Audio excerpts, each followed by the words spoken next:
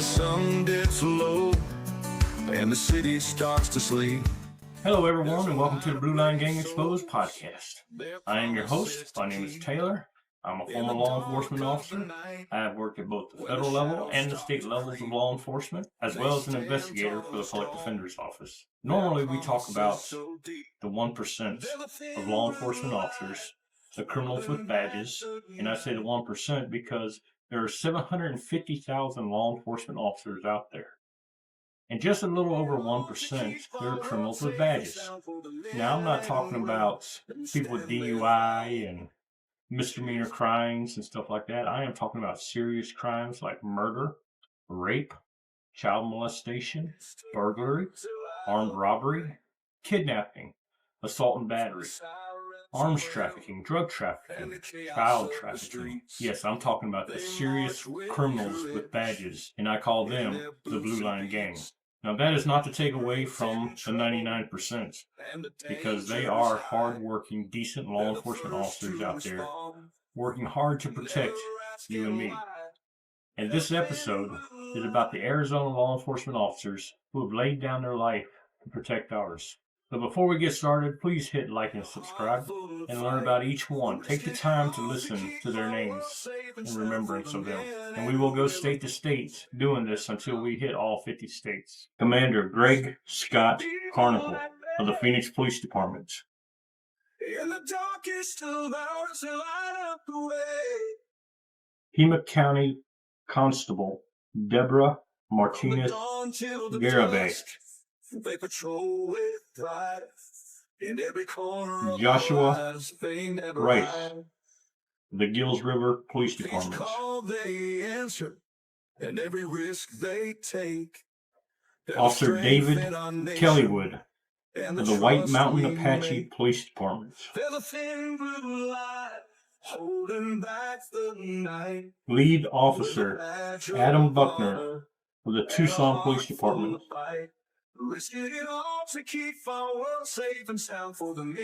Officer Adrian Lopez, Sr. of the White Mountain Apache Police Department.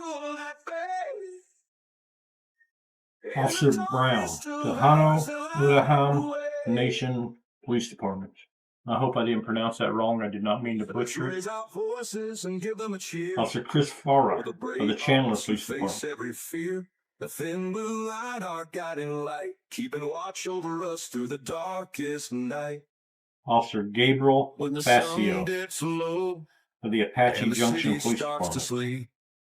There's a line of brave souls.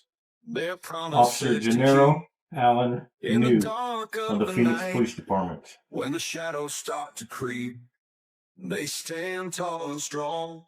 Officer Jason Judd of the Peoria Police Department. Officer Jeremy Allen Brenton of the Novus Police Department.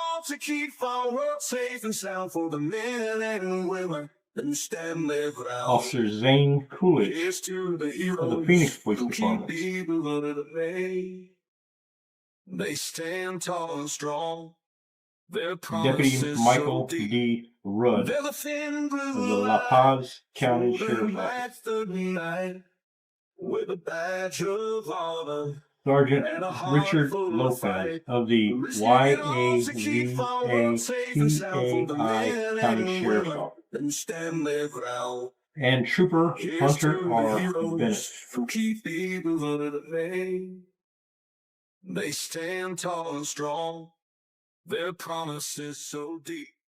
They're the thin blue light, holding back the night with a badge of honor. Y'all need to understand something.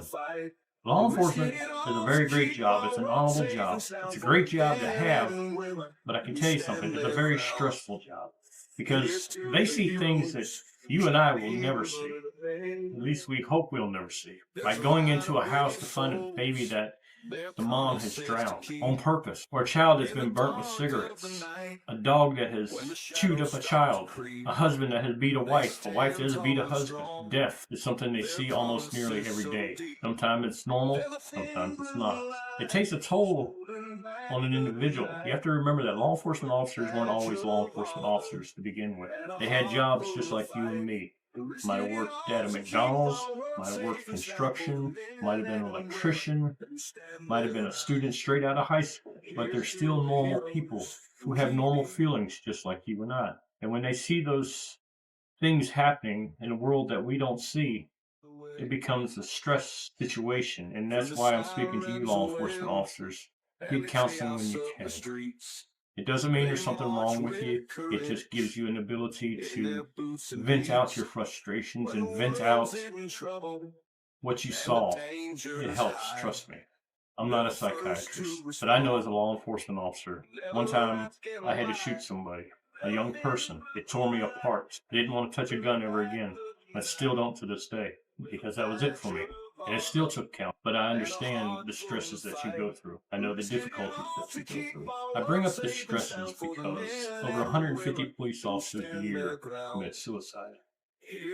I don't want you to be on my list. I don't want to hear about you getting shot.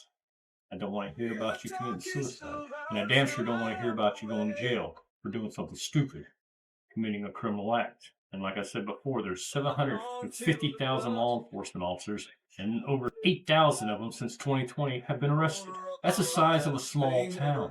That's ridiculous. These are the people that we're supposed to trust and go to help for. But you know, it's like guerrilla warfare. You don't know who the good is and who the bad is. So they don't trust you at all because of one cop. And it should never be that way, because you officers who do a good job, an honest job, deserve the respect and honor of what you do and who you are.